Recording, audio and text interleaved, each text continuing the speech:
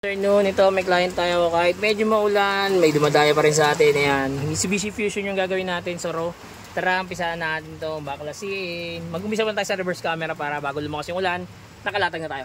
So, ayan, latag na natin yung reverse camera. Ito yun. Medyo maulan lang talaga ito. Tatanggalin natin. Yung pagtanggal nito, ito man ang part na to, tapos ito sunod. Ayan.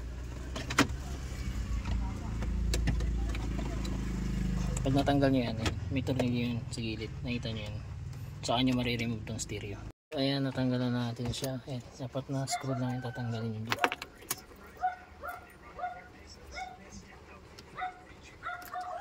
Pag wiring na tayo, ayan na siya.